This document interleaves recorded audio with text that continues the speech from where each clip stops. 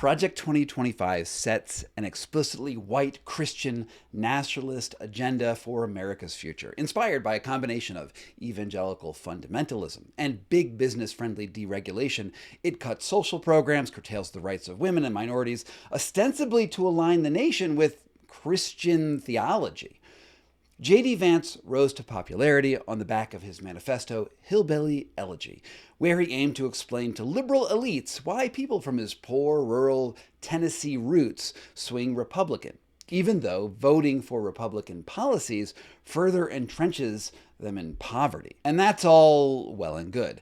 America is deeply flawed and full of hypocrisy. But I think it's important to note that the actual, real world picture of evangelical life is much different than the ideals portrayed by Vance and Project 2025. Which is why I'm bringing Josiah Hesse onto the show today. He's the author of several books, most recently, On Fire for God, which hits shelves today. Josiah grew up in the heart of evangelical Iowa, where he was sure that the rapture would sweep him away in any minute. He dropped out of high school, struggled with drug addiction, sex addiction, was fired from dozens of jobs before escaping to Denver to start a surprisingly successful career as a writer. Today, we're going to talk about poverty, American Christianity, and good old-fashioned Republican values. Thanks so much for being on the show today, Josiah. Thanks for having me, Scott. All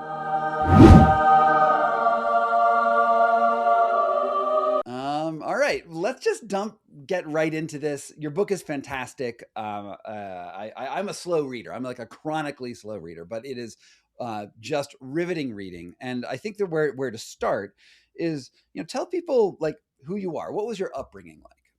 Yeah, I grew up in these two small towns in North Iowa, Clear Lake and Mason City. Clear Lake is known as the town that killed Buddy Holly. Mason City is the town that gave us The Music Man, the famous musical about traveling con man who swindles a lot of small town simpletons. And I was born in 82 in the Reagan years, and just on the tail end of a lot of apocalyptic fever for evangelicals in the 70s and early 80s. Kind of moved into a more materialistic prosperity gospel in the 80s that was very much part of Reaganomics. And throughout most of my life, I was preparing for the end of the world. In the 90s, there was another big rapture fever. These things tend to cycle through with each generation of evangelicals. There were these very popular novels called Left Behind, and a lot of movies that came from that. And we all were told, as early as I can remember, your generation will probably not live to see adulthood. So we were behaving accordingly. We were trying to save as many people from the fires of hell as possible, while understandably being very preoccupied with avoiding eternal torture ourselves. And there was a lot of convoluted theology around sin and salvation that kept me very hyper vigilant. And, consequently, I flunked out of school, had a lot of emotional and psychological problems, and left North Iowa when I was about 22. After kind of having a little bit of a break from that culture. The Y2K scare was a big catalyst for that, because so many of us kind of saw that as the prophetic end date that was going to signal the rapture. We had no idea that this had been happening pretty much every generation since the time of Christ. And yeah, I left and moved to Denver and San Francisco, back to Denver, traveled a lot, and really kind of broke out of that bubble and, developed a new path for myself and a new way of seeing the world and seeing life. So, most people don't remember that like right before you were born, right in the 1970s, evangelical Christianity was not what it is in the 80s. In fact, it was a bastion of liberalism that propelled Jimmy Carter to the presidency. Now, tell me what it was like back then, and then how it transformed into what it became. Yeah, it's an easy thing to forget that, since the 80s and the moral majority and the Christian right, we have this fixed idea of evangelicalism in our minds, have conservatives, of free market economics, of the war on drugs. But really, most Americans were unfamiliar with the term evangelical before Jimmy Carter. He was the one that kind of, I mean, not intentionally, he wasn't like using this term a lot, but journalists had to use it, and journalists had to research it and learn about this world. And the word evangelical, it comes from the verb evangelize, which is really like just on its most base level spreading the gospel, spreading the word, trying to convert people. But for some believers, that was done through actions, through what's known as the social gospel, the things that Jesus taught in the Beatitudes, that you take care of people, that you're not greedy, that you care for the least among you. And that is how you would spread Christianity. They would know you by your deeds. And that shifted quite a bit in the 80s with Jerry Falwell and the moral majority and the Reagan Revolution to mean something pretty much the complete opposite of that. They started taking on a lot of these ideas that industrialists have been putting forth for generations. Ayn Rand was a big one, like taking care of people is a disservice to them. So we need to dial it back in order to help people. Is also very Orwellian. We needed to be hateful in order to be loving. Mhm. Yeah, absolutely. It's funny when I think about, having read your book, right? It seems that evangelicals have this decidedly almost Machineanistic. I always mispronounce that word. Machineanistic bent to it. This is the Iranian 3rd century CE idea of like everything is about good and evil, and Christianity actually sort of swept up some of that philosophy into its gospels. But the evil that evangelicals seem to fear most is almost cartoonish, right? Like it's like the satanic panic in the 1980s, hellfire, demonic antichrist taking over the world, and then more recently, like the QAnon blood libel and Pizzagate and that sort of thing. Why is it that evangelicals seem to have trouble seeing like the more banal types of like everyday evil, from like ordinary corruption and lying to petty scams and the like, which they seem to get caught up in? Well, there's a lot to unpack there, but in my mind, it's really the kind of sensationalistic entertainment industry, the theatrics of megachurches, and films and music and books that evangelicals embraced in the 80s and 90s. I have a whole chapter in my book about horror movies and how horror movies kind of took on first a lot of medieval Christian ideas, thinking about The Exorcist, Rosemary's Baby, and these things became big phenomenons. But then they sort of bled into the evangelical world, who were getting into a kind of showmanship. Before that, when you had more mainline Protestant churches, what most people think of with church, the pews, the hymnals, the stained glass, that really fell by the wayside, and people got into aesthetics, or evangelicals got into aesthetics. So anything that looked conventionally evil could be ascribed as so. And then you start seeing the world in this binary of good and evil, heroes and villains.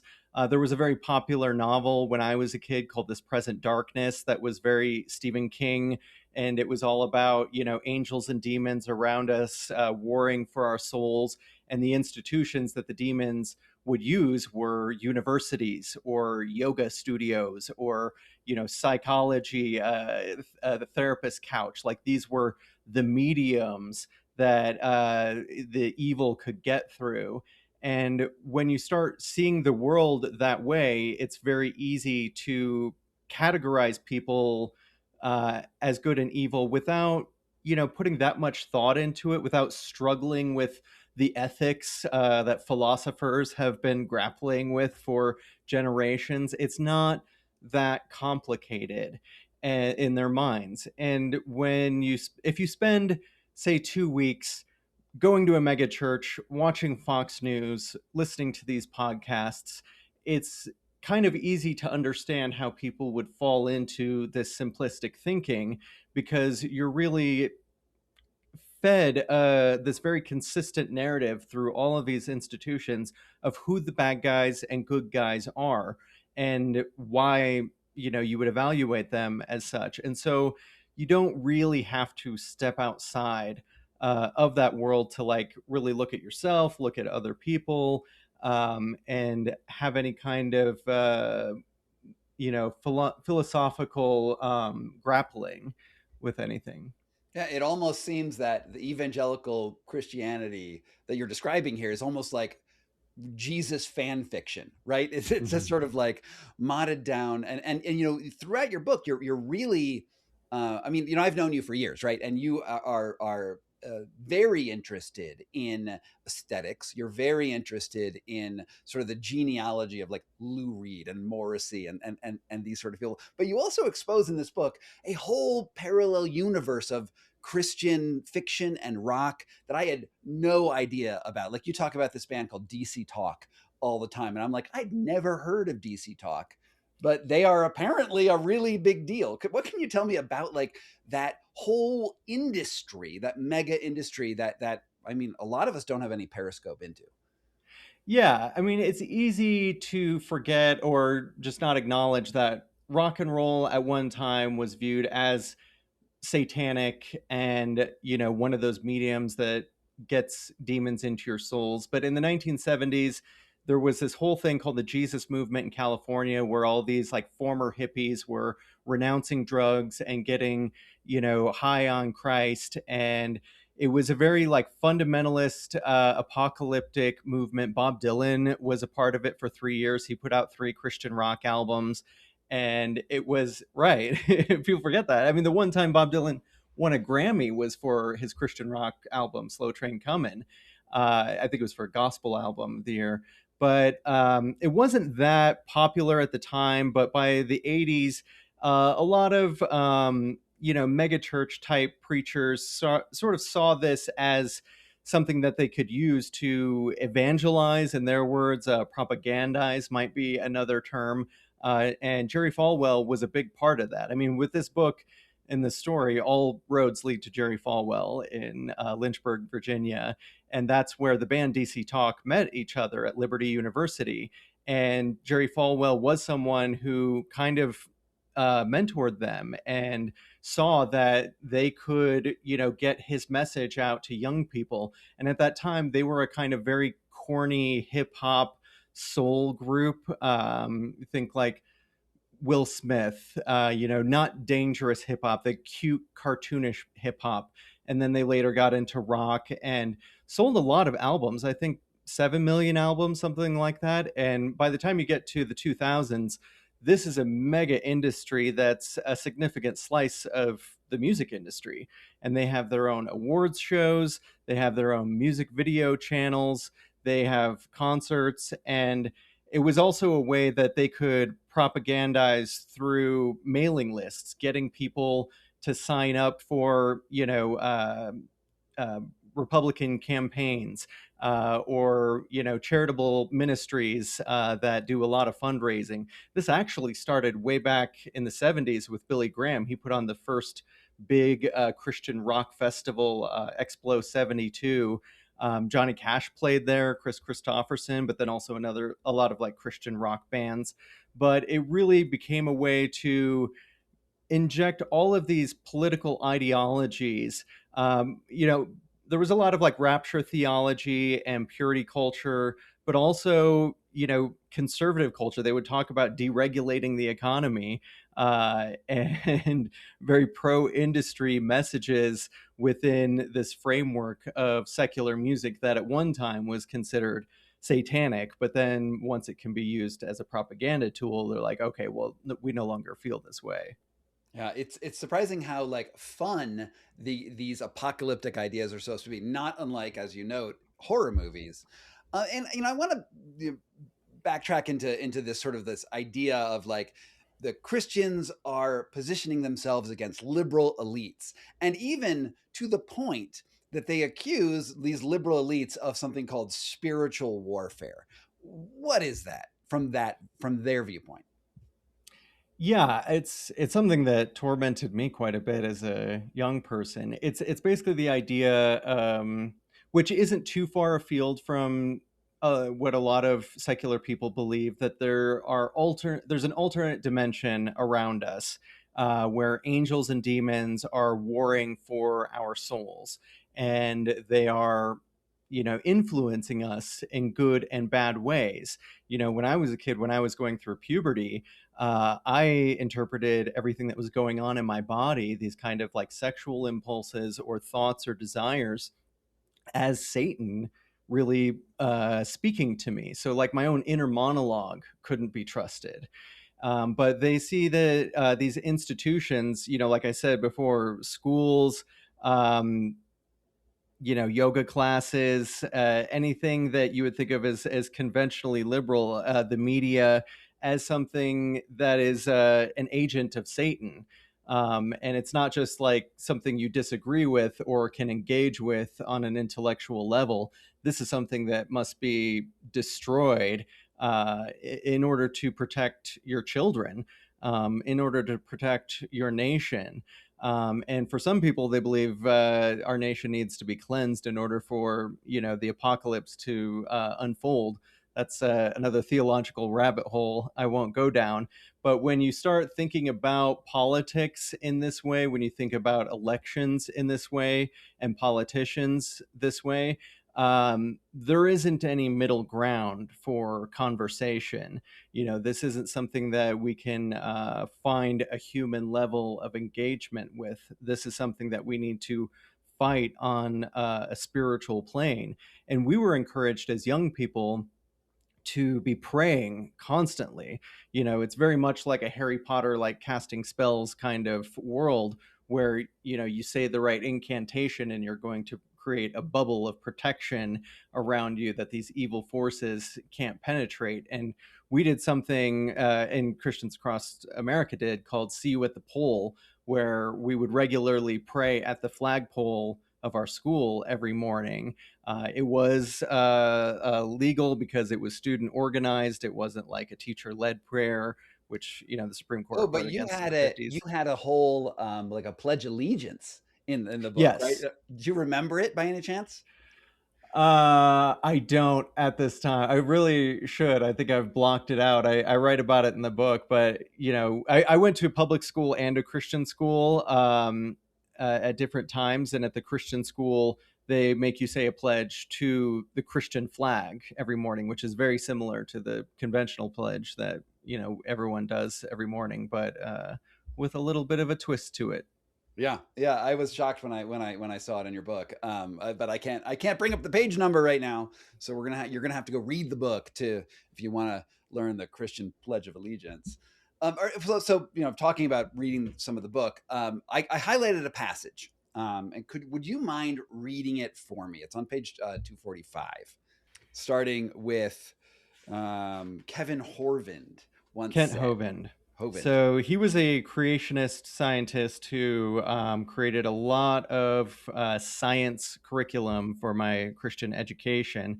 For anyone who doesn't know, creationism is sort of an alternative to the evolution theory, where you believe the Earth is 7 to 10,000 years old and God created it in 6 literal days. You mean But the he demonic says, evolutionary theory? Just to be clear. right, right, just to clarify that. So this is later in the book, when I was kind of coming out of this way of thinking and reflecting on what I had been taught at the Christian high school in science class. And I say, Kent Hovind once said, 75% of kids from Christian homes who go to secular schools lose their faith after 1 year. And I suddenly understood why. When I'd heard this statistic as a teen, I'd attributed it to the spiritual warfare occurring on college campuses. Now, I was beginning to understand that the evangelical worldview simply could not thrive outside its own intellectual ecosystem, and therefore it was necessary to keep all contaminants of the secular world beyond the reach of young people. I found this passage very powerful in your book because throughout the whole up until this point you're struggling within the boundaries of this evangelical worldview. And every time something comes up where you're like, maybe I should question that, you get sort of like sucked back into it. So what can you tell me about like how this sort of bubble functions? Yeah, well, first I'll say that for me, it functioned with fear because, I'll try and state this simply. Your salvation from hell was dependent on your belief, maintaining that belief in God. And that belief, since it was quite simplistic, could be threatened by other information. And when I was going to the public school, I was learning about other religions, I was learning about mythology, I was learning about the history of the universe, all these things that conflicted with my worldview. And I had to shut down my intellectual curiosity in order to maintain that belief, which was central to avoiding eternal torture and hell. And yeah, eternal torture is definitely going to become a priority. I don't know anyone who wouldn't, make that their ultimate goal to avoid being tortured for all eternity. And so I didn't allow myself to think about anything else. Question, who wrote the Bible? How many different types of Christianity are there? How many different types of religion are there in the world? How many have there been throughout history? How diverse a thought of thinking is there throughout the world and throughout history? And then eventually, when I kind of left that world, I started embracing a lot of that intellectual curiosity and, found that, it was a pretty simplistic worldview that I had attached myself to, the idea that God created the world in 6 literal days, supernatural warfare, all of these different things.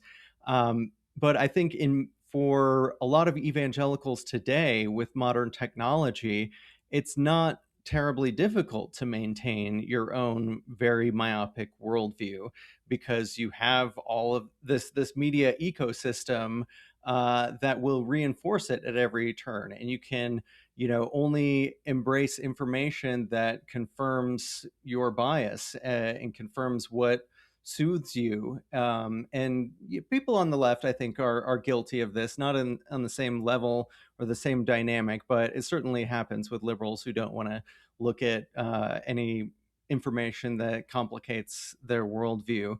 But on the right, it's something that is necessary, because if you're going to view your opponent as fundamentally evil, as possessed by Satan, as something you must destroy to, protect your children and protect your nation, you're not all that motivated to complicate your worldview with a lot of nuance and granular questioning.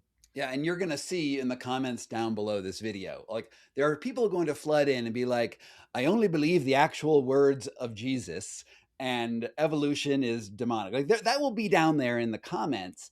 And the thing is about the words of Jesus, as very rightly pointed out, I was like, the Bible didn't show up one day after Jesus died, right? How did the Bible? Because you learned this later, right? And probably a lot of viewers know something about this, but let's just go over it. Where did the Bible come from? Well, that was the thing that I think contributed the most to me losing my faith. There's a really great biblical historian called Bart Ehrman, who has a series of lectures that I just devoured in my 20s. And, he pointed out that the Gospels themselves were written around 30 to 70 years after Jesus' death by people who weren't there, who didn't talk to anyone who was there, and didn't speak the language that was spoken in Jesus's land. So, think about yourself as a journalist. If you're going to report on something, but you didn't talk to anyone who was there, you're on, thousands of miles away, but you heard something from someone who heard something from someone who heard something, and you're 70 years down the line. How credible are you going to be as a reporter on that issue?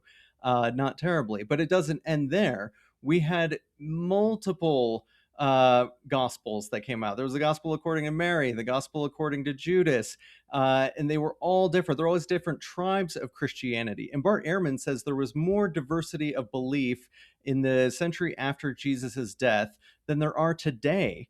And there are 45,000 different types of Christianity today. So, what did it look like at that time? Also, we don't have any original manuscripts of those gospels. We have copies of copies of copies. The best we've got is like a few hundred years after Jesus's death. And we have thousands of different copies of the same book, and they all have variations between them. They all have contradictions between them. Even in the Gospels that we have in the Bible now, there are contradictions in the timeline of Jesus's death. And we know that there were all of these scribes throughout history, centuries before the Gutenberg press was invented. Everything had to be copied by hand. And we know within the diversity of all these manuscripts that there were these changes made. Some of them were intentional, some of them were accidental, some of them were driven by politics or theology. And so by the time you get to the Council of Nicaea, hundreds of years after Jesus' death, you have all of these people arguing about what books should be in the New Testament, what should constitute the gospel. The book of Revelation was considered too weird by a lot of people. They didn't want it in there. Other people were vying for books that should be in there. And I'm simplifying this timeline greatly because we could talk about this all day. But it was something like, I think the 16th century that the Catholic Church finally put together one book to rule them all. And even then, there have been so many changes since then. The Catholics have their own Bible. There's a book in the Old Testament in the Catholic Bible that's not in Protestant Bibles. There are thousands of different versions of the Bible today in print. So when we wore those WWJD bracelets, what would Jesus do? They're very popular in the 90s. The only reasonable response to that question is, who the hell knows what Jesus would have done, who he was, what he taught, what he said. Popping in here for a second, I just want to say that if this conversation is speaking to you, or you feel that someone you know could benefit from it, please hit that share button and pass it along to them. Because clear thinking is probably the most important gift you can give to anyone. All right, back to the interview. Like when you say that the Bible is the word of God, this is why it is probably the reason why you left, is because there's no logical way to exempt the study of hermeneutics, which is the study of how texts become texts, right? How to remove that from the ideology, because once you add history into a belief, things go bananas. And I can understand why that would have been both forbidden by the church to talk about, and at the same time being such a problem for these believers. And also, of course, you went to multiple churches because your family history is is sort of the parallel narrative throughout this whole book. You went to different types of churches. The most colorful probably being the Pentecostals, but you had other ones too. So which one was right and which one was going to hell? Yeah, and I think the answer to all of that is all of them except ours. And there was a movement in the 20th century called the fundamentalists, which basically means you believe every word of the Bible is 100% true, front to back. There are no contradictions in it. It all makes sense. It's all transparent, straightforward, accessible. And so then on an intellectual level, you have to start with that and work your way backwards.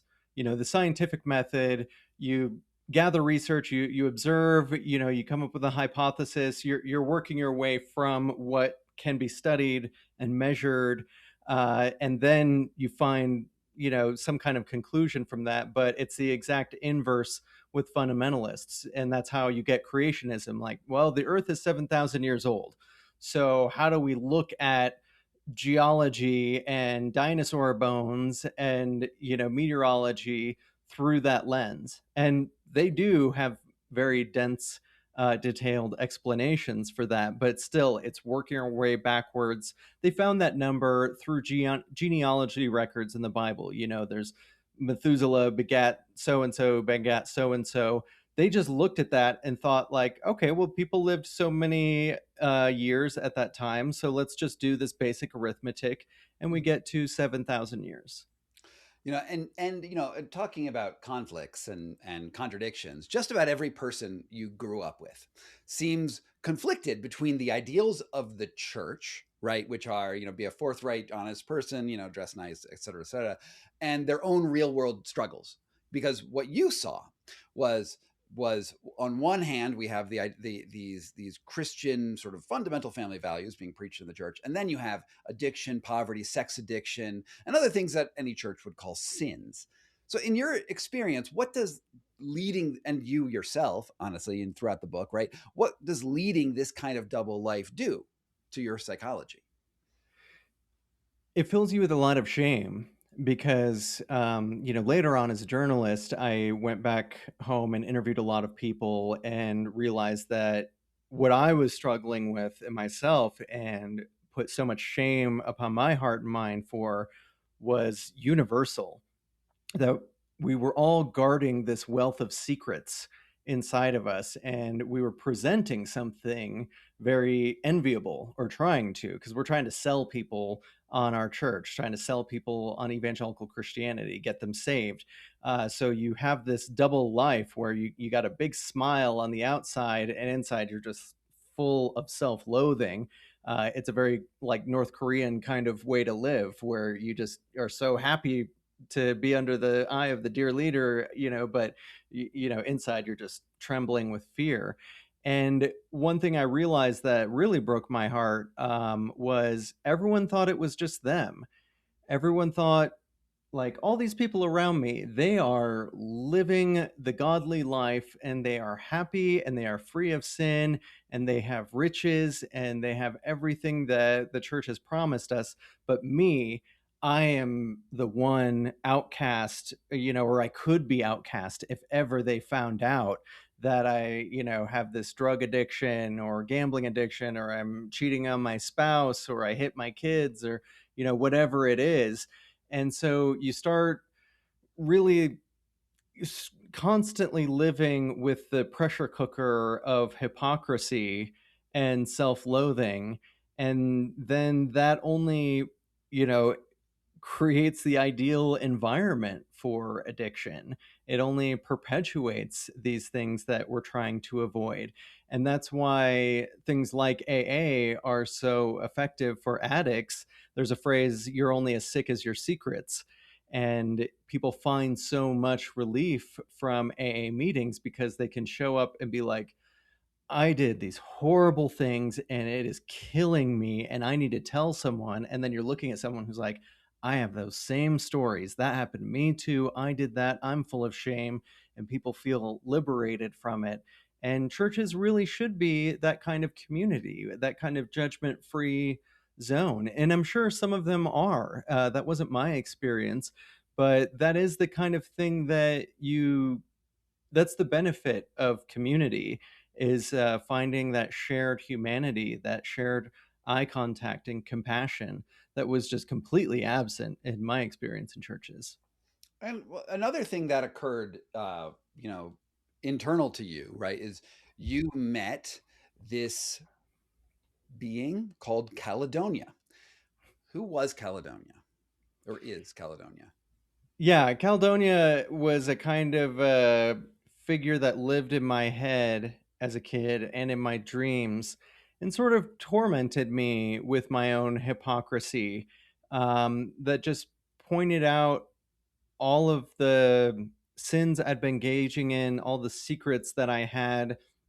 It was really like a manifestation of that pressure of the Christian right. And, I wasn't schizophrenic in the way that, you would have audio hallucinations, like I'm literally hearing someone speaking to me that isn't there. I wasn't at that level of psychosis, but it was something that was just with me all day, every day, reminding me that I needed to guard my thoughts, and that I'm gonna go to hell, and I'm a terrible person, and nobody wants me.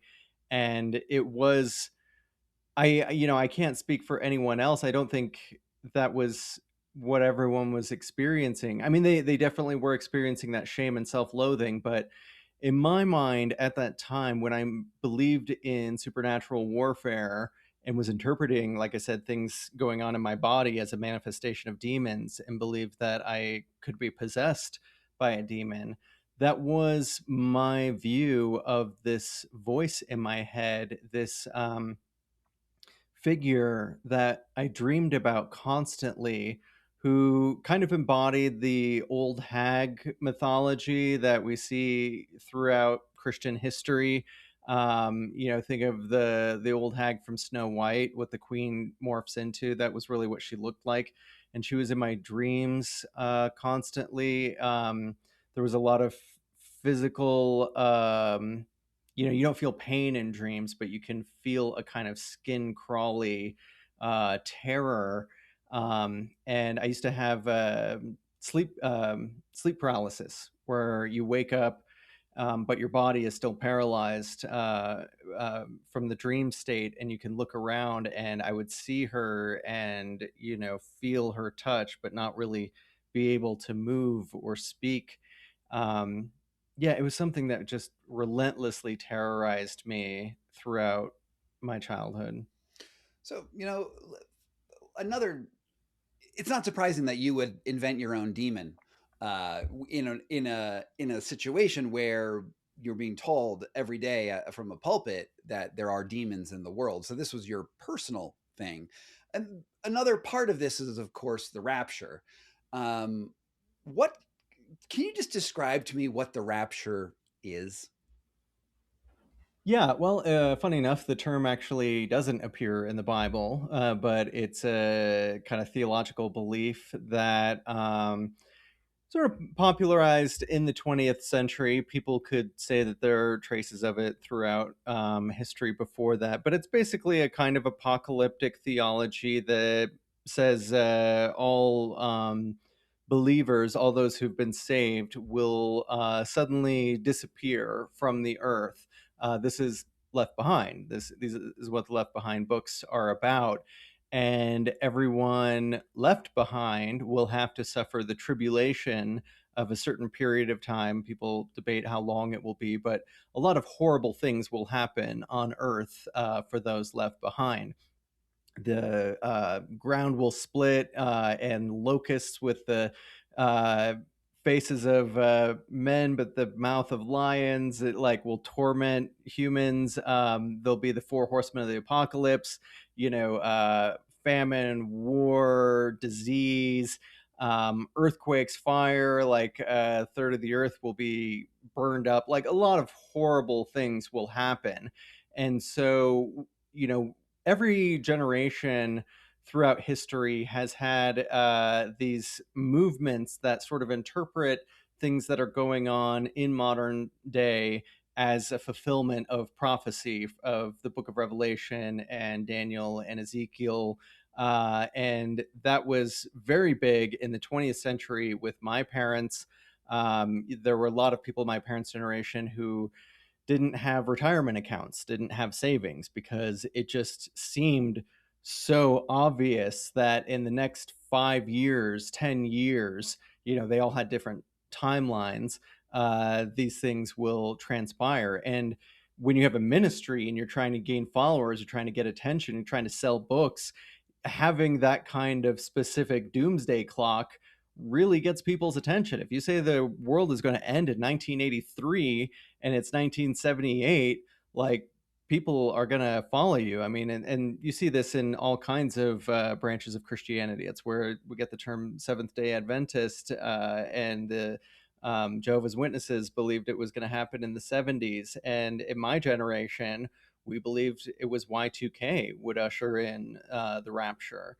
And it would be it would begin with the horn of Gabriel, this angel blowing, and so I was constantly interpreting any sort of loud noise as the trumpet of Gabriel.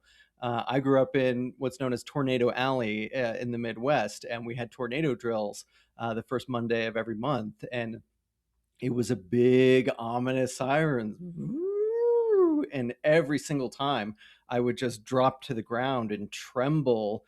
And I remember one time there was a solar eclipse, And in the book of Revelation, it says the moon will turn to blood and the sun will become as black as sackcloth.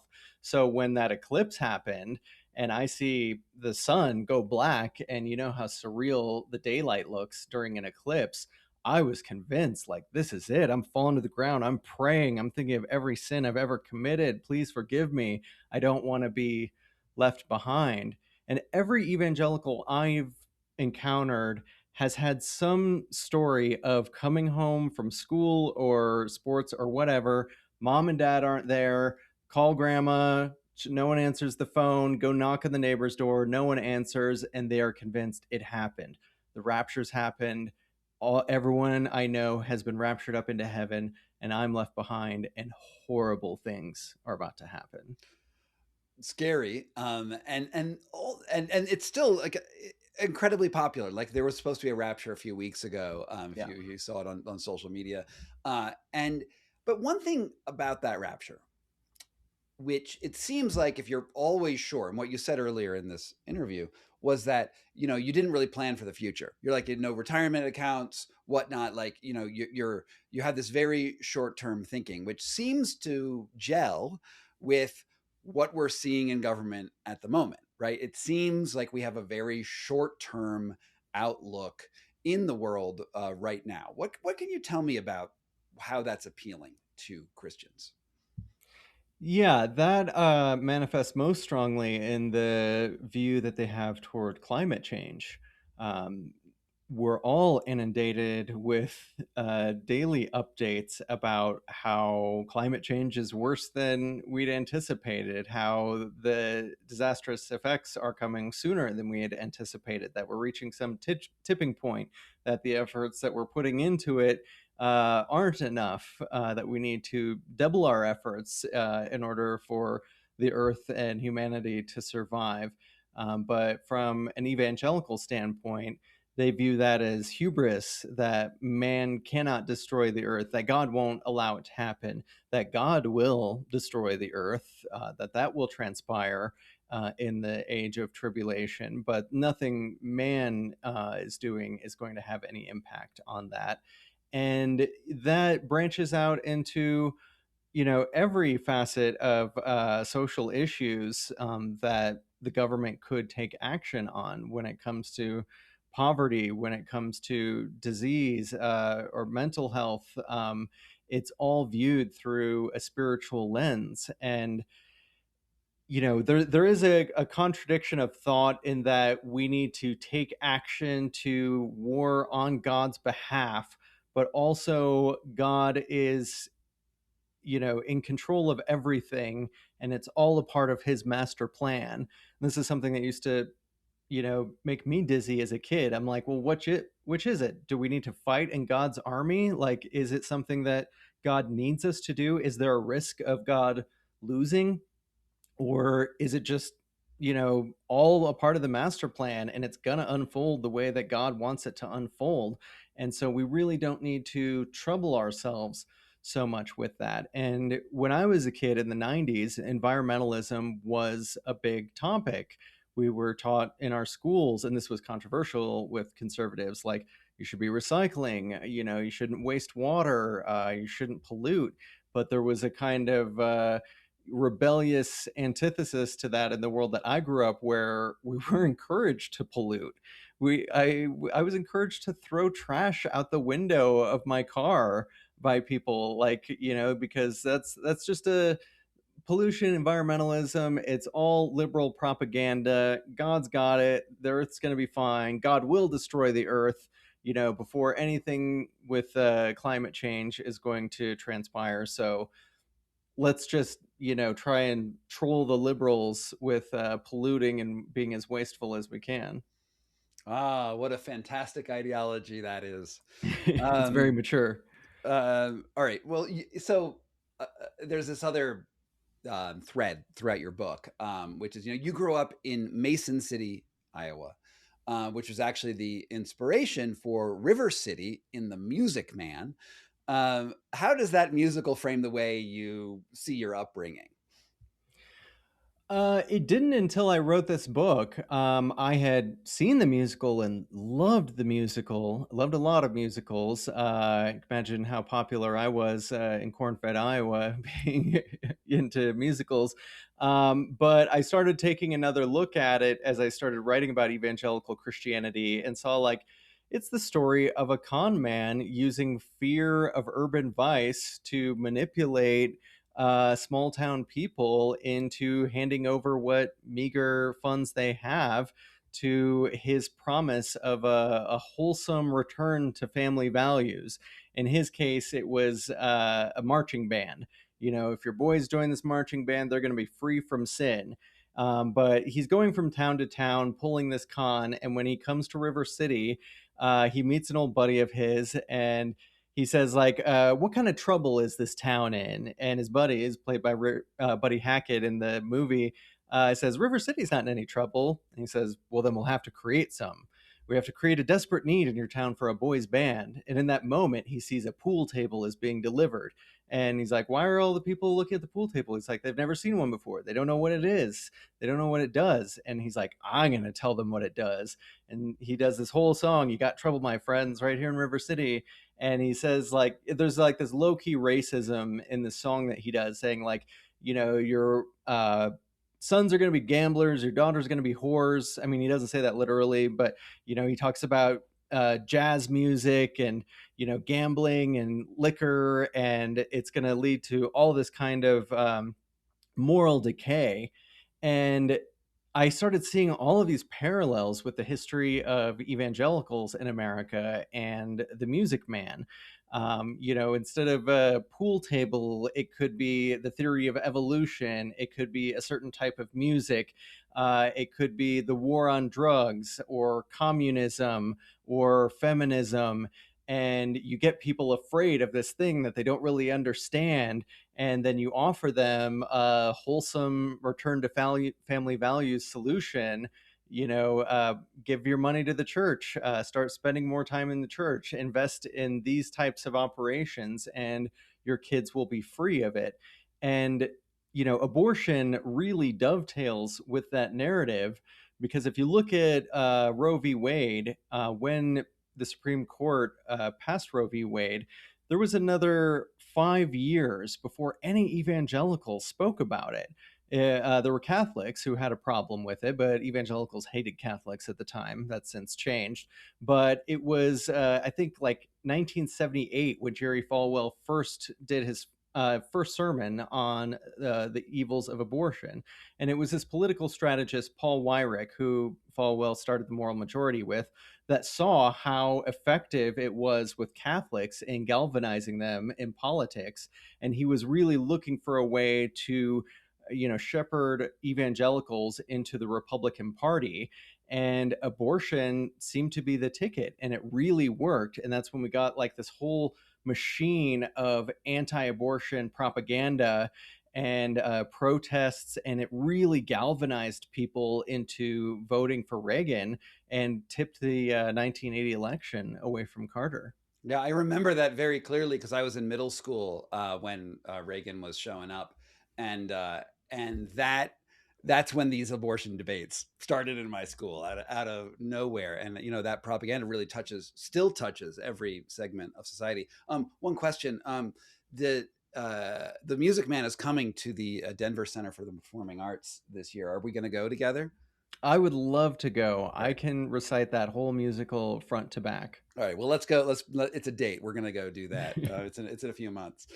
Um, all right. So you leave the church. You know you go through a bunch of different jobs, including working at a puppy mill, which was like horrifying for me to read. But like this is just sort of the milieu of this sort of like declining farm area that you live in. People searching for jobs. The jobs that are available are horrible. The industries that exist are worse and worse. But eventually, you hitch a ride to Denver. You set up your life here, and then you begin to rebound in what I would say, from my perspective, knowing you for, how long have I known you? 8 years or so, Something like um, that. something like that. Like it seems like your life sort of like ping ponged into another sort of extreme, you know, version of life. You wrote a series of books called the Carnality series, which obviously deals with good and evil in reactionary ways.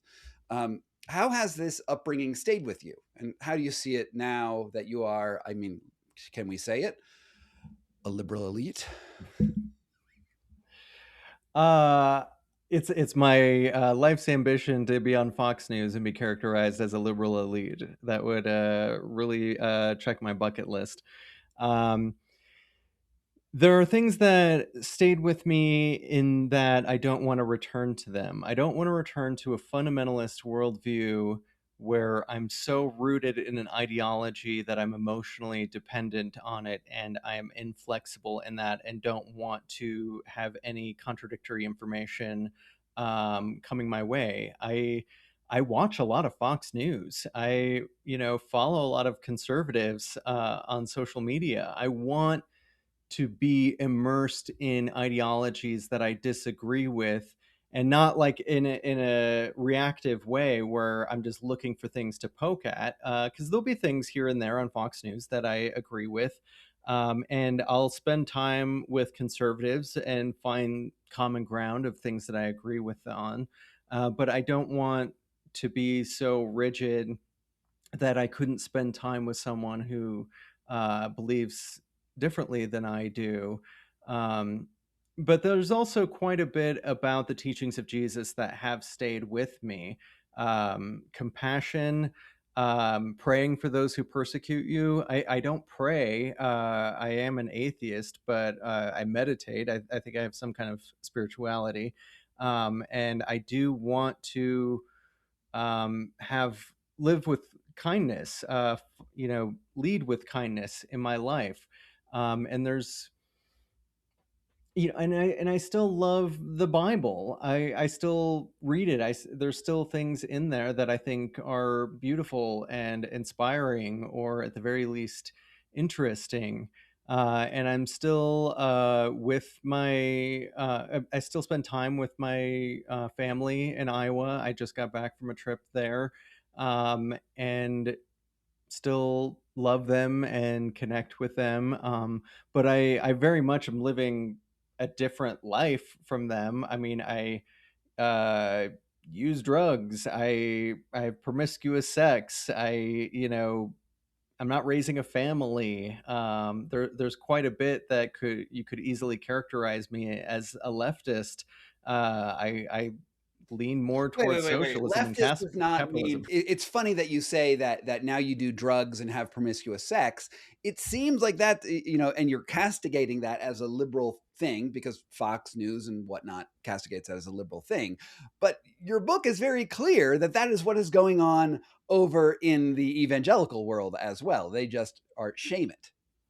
Yeah, and I'm more proud and overt about it, and that's something we've seen more and more in recent years. The documentaries on Hillsong and Jerry Falwell Jr., and I've seen it in the past with scandals surrounding Jimmy Swaggart, Jim and Tammy Faye Baker, and was in the Music Man as well. He's got this great song, "The Sadder but Wiser Girl for Me." He's telling the people of River City that he's going to return them to wholesome family values, and he's an arbiter of that. But he's like singing this song about I fizz for the girl who knows what time it is. I swing, I rave for the girl whose virtue I'm too late to save.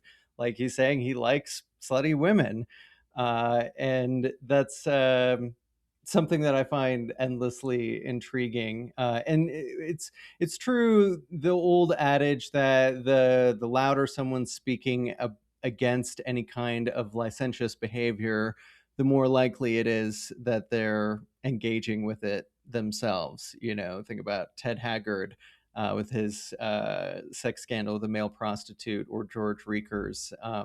It's something. Or Epstein, come on. Like, I mean, it just goes on and on and on. Mm-hmm. Yeah. Um, all right. Since I just mentioned Epstein, we're going to go into the current political situation. This book, On Fire for God, which you should load up in your Amazon list right now, links down below.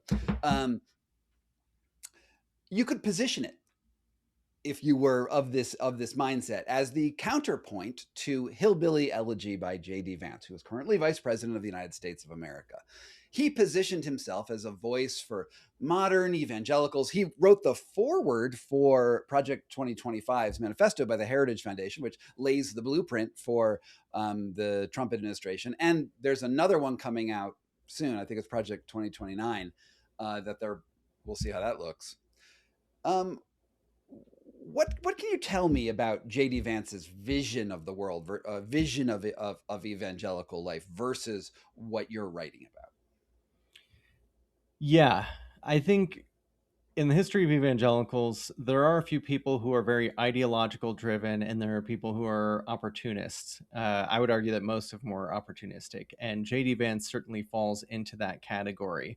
The idea that he was a hillbilly is just absolutely ridiculous. His grandparents were, but like he grew up in the middle class suburbs of Ohio.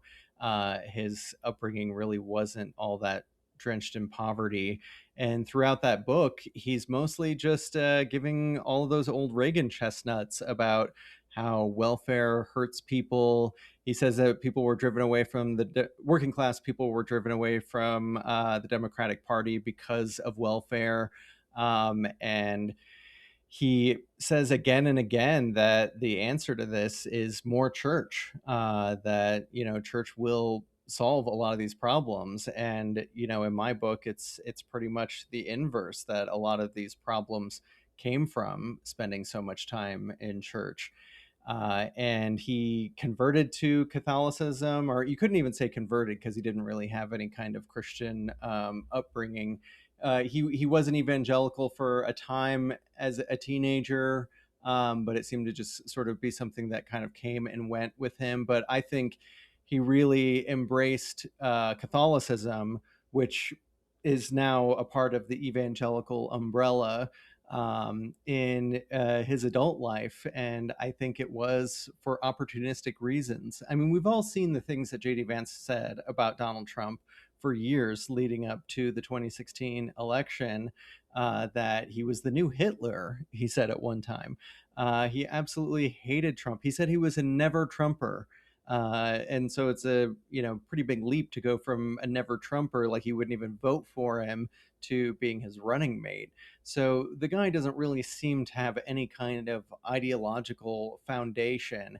And the idea that he's the voice of working class Christian Americans is just absolutely ridiculous.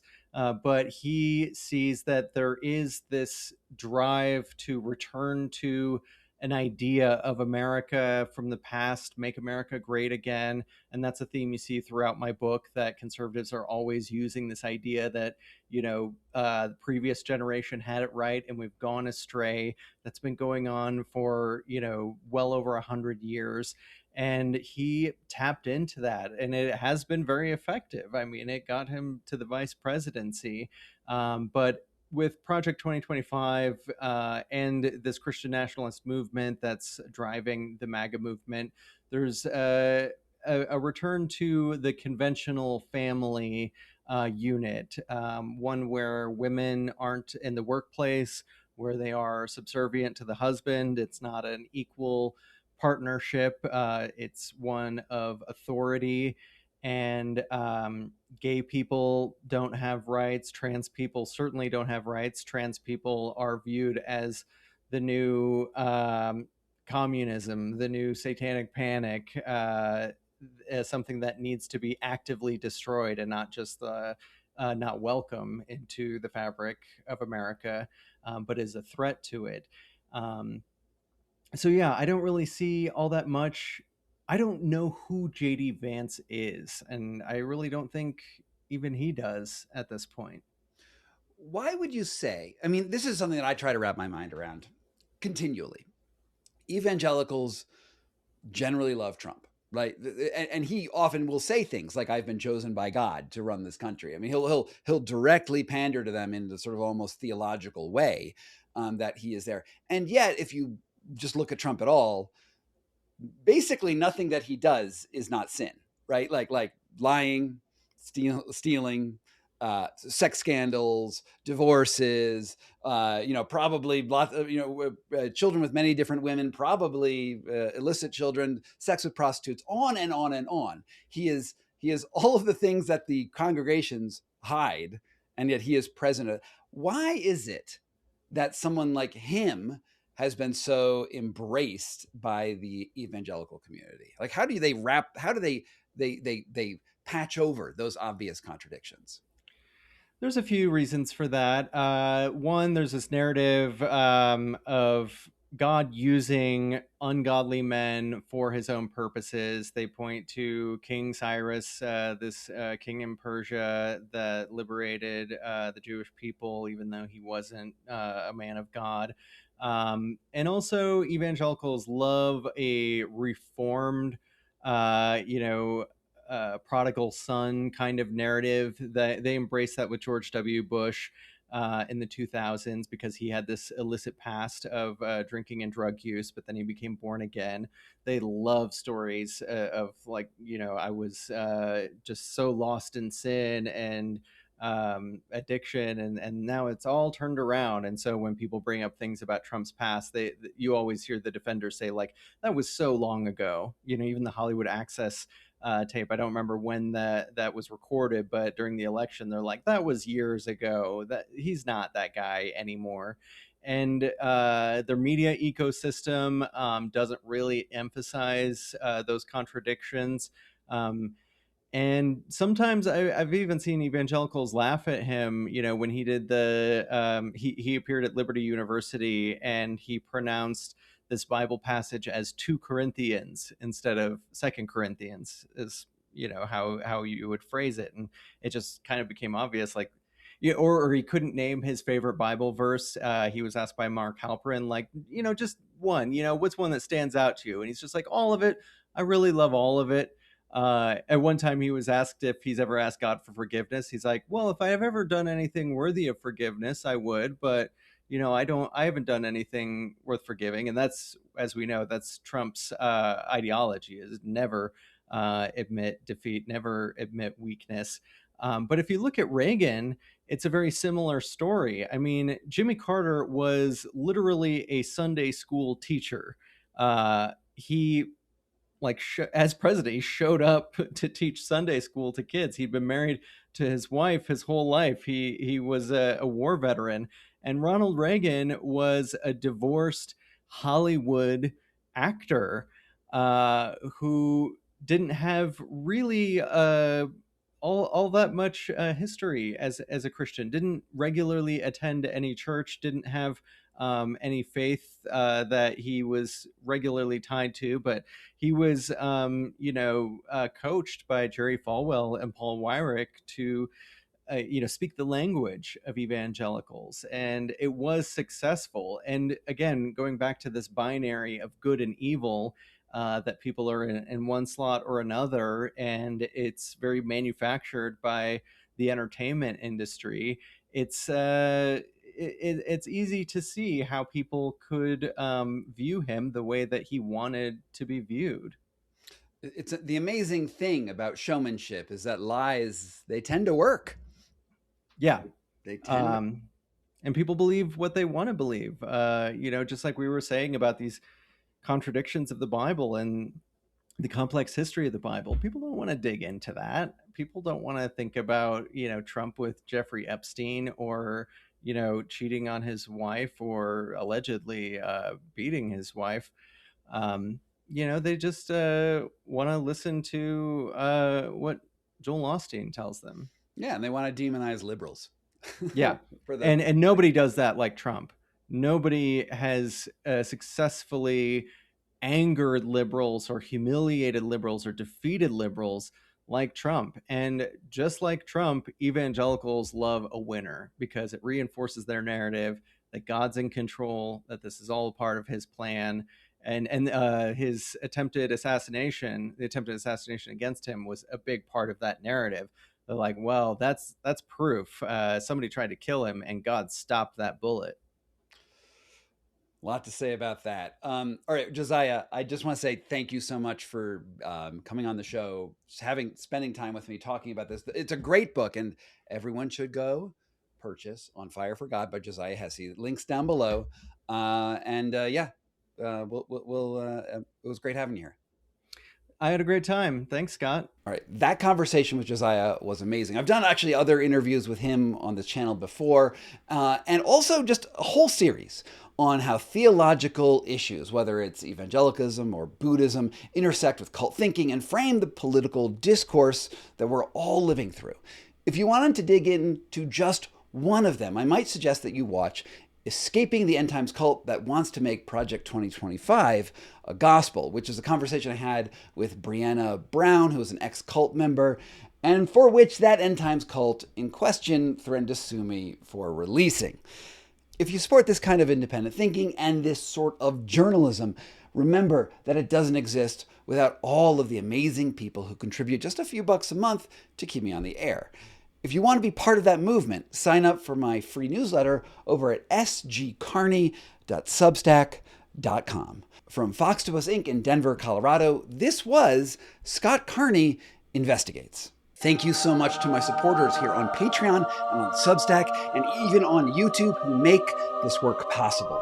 It means the world to me that you're here. And if you want to get your name on the honor roll, all you need to do is sign up at the links down below. From Foxtopus Inc. in Denver, Colorado, this was Scott Carney Investigates.